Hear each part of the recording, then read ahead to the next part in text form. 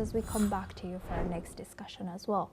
Now, Rio de Janeiro's State Public Defender's Office has stated that 132 people were killed in police raids in the city against drug traffickers. The number given by the Public Defender's Office is double the official toll given by the government.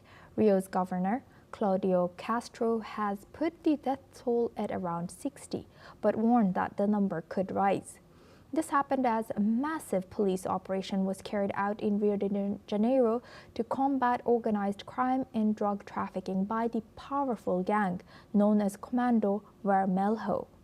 This was the deadliest police raid in Rio's history. The high number of casualties has been denounced by the United Nations Human Rights Office, which has said that it was horrified by the police operation. Now we welcome back Matthew Radom. He's an American journalist, joins us live from Washington, D.C. Thank you very much, Matthew, for staying with us. Matthew, thank you. Does the scale and lethality of this Rio police operation indicate a failure or success of Brazil's public security policing and its reliance on militarized policing?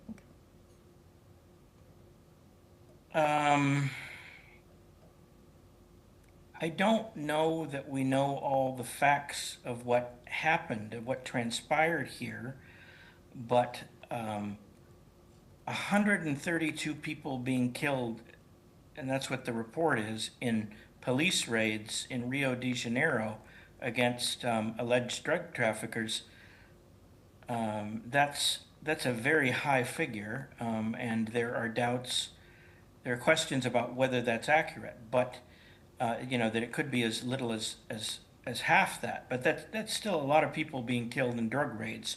Were they all drug traffickers? Were they all members of criminal drug promoting organizations? I think the details are too sketchy at this point to know, but it is a shocking figure, and I'm not sure if the United States will applaud the drug trafficking raids or be cautious. I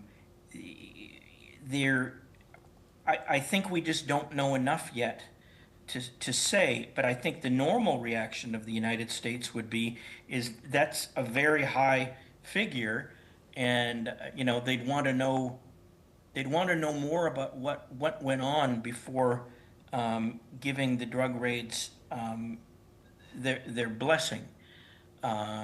If these were actual drug trafficking agents, personnel who were killed in the raids, then probably my guess is the United States would be fine with those casualties. You look at President Donald Trump's military has been sinking boats of alleged narco traffickers to the north of Brazil, from I guess it was Colombia and Venezuela, or maybe just Venezuela, without actually producing evidence that they were drug traffickers. Though the footage that I've seen, critics have said that they were just fishermen whose boats were sunk, but they didn't look like fishing boats. They looked like speedboats, exactly the kind that narco traffickers use to ship their product around. So still, there are concerns in the United States Congress that the Trump administration has gone too far with these drug trafficking, with attacking these boats off of Venezuela. And, if the Trump administration is fine with doing that without having any explicit authorization from Congress to do it, then if the raids in Brazil were deemed, if the U.S. regards them as legitimate and justified, then Yes. I doubt the United States would condemn them. But Yes. it's really a bit early to be drawing conclusions based upon the early reports that we have yet. I think Yes. some more time needs to pass before we actually know what happened.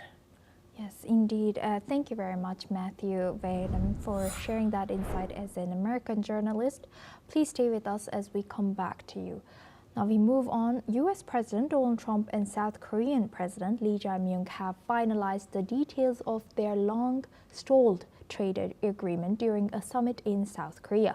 Let's listen into what South Korea's top presidential policy chief Kim Yong-byum has said. 어제 저녁에도 이렇게 전망을 박지는 않았고 당일날 우리로서도 급진전됐다 이런 정도로 말씀드리겠습니다. The agreement builds on a deal first announced in July, under which Seoul will avoid U.S. tariffs by pledging $350 billion in new investments in the United States. In return, Washington will reduce tariff rates on key South Korean exports. President Trump has also reaffirmed his support for efforts to strengthen out tensions with North Korea.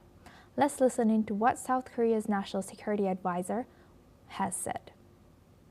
트럼프 대통령은 북한의 핵 개발로 한반도와 동북아의 안보 상황이 크게 위협받고 있다며 우려를 표하고 북한 북핵 문제에 대처하기 위하여 한미 동맹이 억지력을 향상시킬 필요가 있다고 트럼프 대통령은 동맹에 대한 한국의 적극적인 역할을 높이 평가하고 북한의 핵잠 건조 등 여건 변화에 따라서 한국이 핵 추진 잠수함 능력을 필요로 한다는 데 공감을 표하면서 후속 협의를 해나가자고 하였습니다. Now we move on to Caribbean. Hurricane Melissa has become the strongest storm ever recorded to hit Jamaica, wreaking havoc with 185 miles per hour winds before weakening slightly to a Category 3 as it moved into eastern Cuba. In Jamaica, roads were washed out, homes destroyed, and over 500,000 people were left without power. The storm moved towards eastern Cuba, hitting Santiago de Cuba and surrounding rural areas with gusts over 125 miles per hour, causing widespread flooding and downed power lines as well. Around 735,000 people were evacuated. Meanwhile, President Miguel Diaz-Canel has warned residents to stay sheltered as emergency crews stood by for recovery efforts. Haiti and Dominican Republic have also faced heavy rains. So far, 25 deaths have been reported in Haiti. U.S. President Donald Trump has pledged assistance, with the State Department sending search and rescue teams. Meteorologists say Melissa ranks as the third most intense Caribbean hurricane on record. Now we move on to our next news. The Baltic Republic's government has stated that border crossings between Lithuania and Belarus is to remain shut until the end of November. These statements comes as Lithuania saw frequent airspace disruptions due to smuggler balloons allegedly from Belarus, although no reports have confirmed the origins of these smuggler balloons, which are seen to be directed and headed to Lithuanian soil. This has led to a serious response by Lithuania. The Lithuanian Prime Minister Inga Ruginin has reacted to the situation. Let's listen into what she has said. Suprantu, kad tiek mūsų piliečiam, tiek mūsų verslam tai sudarys nemažų kliučių ir nepatogumų, bet šiandien negalim nereaguoti į hibridinę ataką nukreiptą į Lietuvą ir tam turime pakankamai aišku planą, veikimo planą su veiksmais, ką turime daryti. Tai nuo veiksmų, kurie yra daromi kiekvieną dieną čia Lietuvoje, tai tiek, kiek dirba diplomatinės tarnybos tiek Europoje, tiek bendradarbiaujant su mūsų sąjungininkais Jungtinėse valstijose. Vienas iš tokių tikrai matyti griežtesnių priemonių yra sienos. Meanwhile, Belarus Customs Authority has condemned the measure as a thoughtless and unfriendly policy that would harm business in the region. Balloons carrying cartons of cigarettes wrapped in packing tape have forced airports in the European Union nation of 2.9 million to close 5 times this month. The EU has voiced solidarity with Lithuania, calling on Belarus to adopt without any further delay for effective measures to control its airspace, state border and territory, as well as to fight to prevent organized criminal activities originating within it. That's all we have time for. Keep watching News.